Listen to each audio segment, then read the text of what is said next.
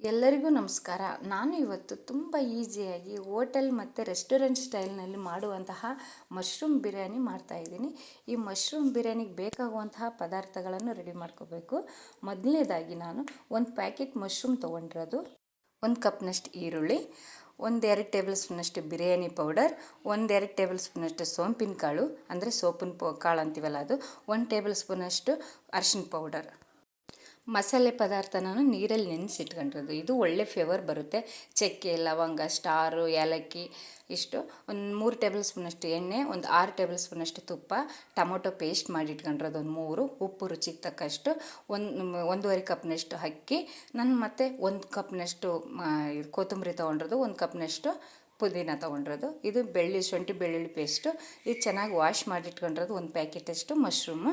ಈಗ ನಾನು ಇದೆಲ್ಲ ಪೇಸ್ಟ್ ಮಾಡಿಟ್ಕೋಬೇಕು.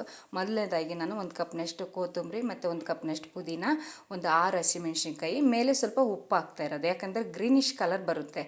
ಇಲ್ಲ ಅಂತಂದರೆ ಗ್ರೀನ್ ಕಲರ್ ಬೇಡ ಅಂದರೆ ಉಪ್ಪು ಹಾಕೊಳ್ಳೋದು ಬೇಡ.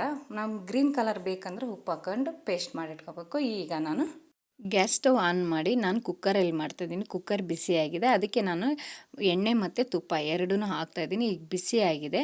ಬಿಸಿ ಆದಮೇಲೆ ನಾನು ಒಂದು 1/4 ಗಂಟೆ ಮುಂಚೆನೇ ನೆನೆಸಿಟ್ಟಿರುವಂತಹ ಮಸಾಲೆ ಪದಾರ್ಥ ಅಂತಂದರೆ ಪಲಾವ್ದೆಲೆ ಬರುತ್ತಲ್ಲ ಅದು, ನೀವು ಬೇಕಾದರೆ ಹಸಿದು ಬರುತ್ತಲ್ಲ ಅದನ್ನ ಹಾಕ್ಬೋದು, ಚೆನ್ನಾಗಿರುತ್ತೆ, ಸ್ವಲ್ಪ ಜಾಸ್ತಿ ಟೇಸ್ಟೇನೆ ಕೊಡುತ್ತೆ.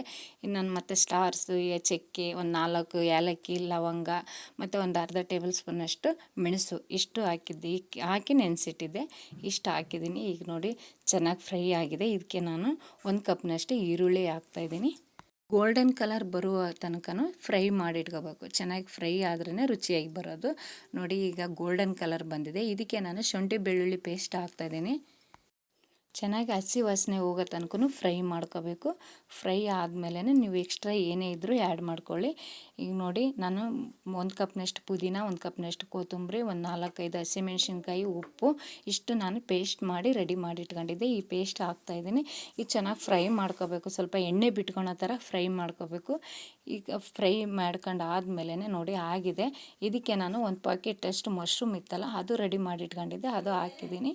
ಕ್ಲೀನ್ ಮಾಡ್ಕೋಬೇಕ್ರಿ. ಕ್ಲೀನ್ ಇದ್ರೇ ರುಚಿಯಾಗಿ ಬರುತ್ತೆ. ಮತ್ತು ಮೊದಲನೇ ಲೇಯರ್ ಇರುತ್ತೆ, ಅದು ಅಷ್ಟು ಒಳ್ಳೆಯದಲ್ಲ ತಿನ್ನೋಕ್ಕೆ. ಹಾಗಾಗಿ ನೋಡಿ ಚೆನ್ನಾಗಿ ಫ್ರೈ ಆಗಿದೆ. ಇದಕ್ಕೆ ನಾನು 1-2 ಟೇಬಲ್ ಸ್ಪೂನಷ್ಟು ಸೋಂಪಿನ ಕಾಳು ಹಾಕ್ತಾಯಿದ್ದೀನಿ.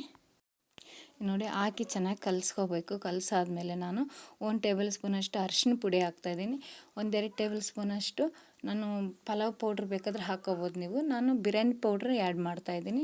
ಇದಕ್ಕೆ ಒಂದು 3 ಟೊಮೊಟೊ, ಮೀಡಿಯಮ್ ಸೈಜಲ್ಲಿರುವಂಥ ಟೊಮೊಟೊ ಪೇಸ್ಟ್ ಮಾಡಿಟ್ಟಿದ್ದೆ. ರುಚಿಗೆ ತಕ್ಕಷ್ಟು ಉಪ್ಪು ಹಾಕ್ತಾಯಿದ್ದೀನಿ. ನಾನು ಸ್ವಲ್ಪ ಉಪ್ಪು ಕಡಿಮೆನೇ ಹಾಕೋದು ಯಾವುದಕ್ಕೆ ಆದ್ರೂ. ನೀವು ಉಪ್ಪು ನಿಮಗೆ ಎಷ್ಟು ಬೇಕೋ ಅಷ್ಟು ಹಾಕ್ಕೊಳ್ಳಿ. ನೋಡಿ ಚೆನ್ನಾಗಿ ಕಲಸಾಗಿದೆ. ನಾನು ಮಶ್ರೂಮ್ಗೆ ಜಾಸ್ತಿ ನೀರು ಹಾಕೋಲ್ಲ, ನೀವು ಬೇಕಾದ್ರೆ ನೀರು ಎಕ್ಸ್ಟ್ರಾ ಹಾಕ್ಕೊಳ್ಳಿ.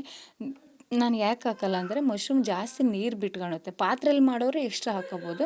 ನಾನು ಕುಕ್ಕರಲ್ಲಿ ಮಾಡ್ತಾಯಿದ್ದೀನಿ, ಹಾಗಾಗಿ 1 ಕಪ್ಪಿಗೆ 2 ಕಪ್ನಷ್ಟು ನಾನು ನೀರು ಹಾಕ್ತಿರೋದು. 1 ಕಪ್ನಷ್ಟು ನೀರು ಎಕ್ಸ್ಟ್ರಾ ಬಿಟ್ಕೊಳ್ಳುತ್ತೆ ಅದು ಮಶ್ರೂಮ್, ಹಾಗಾಗಿ ನಾನು 2 ಅಷ್ಟೇ ಹಾಕ್ತಿರೋದು. 1.5 ಕಪ್ನಷ್ಟು ಅಕ್ಕಿಗೆ 2 ಕಪ್ನಷ್ಟು ನೀರು ಹಾಕ್ತಾಯಿದ್ದೀನಿ. ಈ ಥರ ಮಾಡಿದ್ರೆ ತುಂಬ ಚೆನ್ನಾಗಿರುತ್ತೆ. ಒಂದು 1/4 ಗಂಟೆ ಮುಂಚೆನೇ ನೆನೆಸಿಟ್ಟಿದ್ನಲ್ಲ ರೈಸ್, ಹಾಗಾಗಿ ಇನ್ನೂ ಸ್ಮೂತಾಗಿ ಬರುತ್ತೆ ಈ ಥರ ಮಾಡಿದರೆ. ನಾನು ಸ್ವಲ್ಪ ನೀರು ಕುದಿಯುತ್ತಲ್ಲ ನೋಡಿ, ಇದು ಕುದ್ಮೇಲೆ ನಾನು ಕುಕ್ಕರ್ ಕ್ಲೋಸ್ ಮಾಡೋದು. ನಾನು 2 ವಿಜಿಲ್ ಹಾಕ್ತೀನಿ, ಅಂದರೆ ನಮ್ಗೆ ಸ್ವಲ್ಪ ಕುಕ್ಕರ್ ಪ್ರಾಬ್ಲಮ್ ಇದೆ. ಹಾಗಾಗಿ ನಿಮ್ಗೆ ಚೆನ್ನಾಗಿದೆ ಅಂತ 1 ವಿಜಿಲ್ ಆದರೆ ಸಾಕು. ತುಂಬ ರುಚಿಯಾಗಿರುತ್ತೆ ಈ ಥರ ಮಾಡಿದರೆ. ಮಕ್ಕಳಂತೂ ತುಂಬ ಇಷ್ಟಪಟ್ಟು ತಿಂತಾರೆ. ನಾನ್ ವೆಜ್ ಪ್ರಿಯರಿಗಂತೂ ತುಂಬ ಇಷ್ಟ ಆಗುತ್ತೆ. ನಾನ್ ವೆಜ್ನೇ ಬಿಟ್ಬಿಡ್ತೀರ. ನೋಡಿ ಈ ಥರ ಮಾಡಿರಿ, ತುಂಬ ಚೆನ್ನಾಗಿರುತ್ತೆ. ನೀವು ಮತ್ತು ನಾನ್ ವೆಜ್ ತಿನ್ನದೇ ಇರೋರು ಸಂಡೇ ಸ್ಪೆಷಲಾಗಿ ಈ ಥರ ಮಾಡ್ಬೋದು, ತುಂಬ ಚೆನ್ನಾಗಿರುತ್ತೆ. ನೋಡಿ ಗಮ್ ಅಂತ ಸ್ಮೆಲ್ ಬರ್ತಾಯಿದೆ. ನೋಡಿ ಒಳ್ಳೆ ಚಿಕನ್ ಪೀಸ್ ಕಂಡಂಗೆ ಕಾಣ್ತಾಯಿದೆ ಅಲ್ವಾ? ನೋಡಿ ತುಂಬ ಚೆನ್ನಾಗಿದೆ ಅಲ್ವಾ? ಬಾಸುಮತಿ ರೈಸ್ ಇಲ್ಲ ಅಂತಂದರೆ ನೀವು ಬೇರೆ ಯಾವುದೇ ರೈಸಲ್ಲಿ ಮಾಡಿದ್ರೆ ತುಂಬ ರುಚಿಯಾಗಿರುತ್ತೆ. ಬಾಸುಮತಿ ರೈಸ್ ಸ್ವಲ್ಪ ತಿನ್ನಬೇಕು ಅನಿಸುತ್ತೆ ಅಷ್ಟೇ, ಜಾಸ್ತಿ ಎಕ್ಸ್ಟ್ರಾ ತಿನ್ನಬೇಕು ಅಂತ ಅನಿಸಲ್ಲ. ಇದು ನೋಡಿರಿ ಹೊಟ್ಟೆ ತುಂಬ ತಿನ್ಬೋದು, ಆ ಥರ ಇರುತ್ತೆ. ಈ ಥರ ಮಾಡಿದ್ರೇ ಕೋಲಮ್ ರೈಸು, ಬುಲೆಟ್ ರೈಸು ಮತ್ತು ನೀವು ಜೀರಾ ರೈಸಲ್ಲೂ ಮಾಡ್ಬೋದು. ನೋಡಿರಿ ಆದಷ್ಟು ಜೀರಾ ರೈಸು ಕೋಲಮ್ ರೈಸಲ್ಲಿ ಮಾಡಿರಿ, ಭಾಳ ಚೆನ್ನಾಗಿರುತ್ತೆ. ನೋಡಿ ಎಷ್ಟು ನೋಡೋಕ್ಕೂ ಎಷ್ಟು ಚೆನ್ನಾಗಿದೆ, ಅಷ್ಟೇ ರುಚಿಯಾಗಿದೆ. ತುಂಬ ಮನೆಯಲ್ಲಂತೂ ಮಕ್ಕಳಂತೂ ತುಂಬ ಇಷ್ಟಪಟ್ಟು ತಿಂತಾರೆ, ದೊಡ್ಡವರು ತುಂಬ ಇಷ್ಟಪಟ್ಟು ತಿಂತಾರೆ. ನೋಡಿ ನಿಮಗೆ ಈ ವಿಡಿಯೋ ಇಷ್ಟವಾದರೆ ಲೈಕ್ ಕೊಡಿ, ಸಬ್ಸ್ಕ್ರೈಬ್ ಮಾಡಿ. ಏನೇ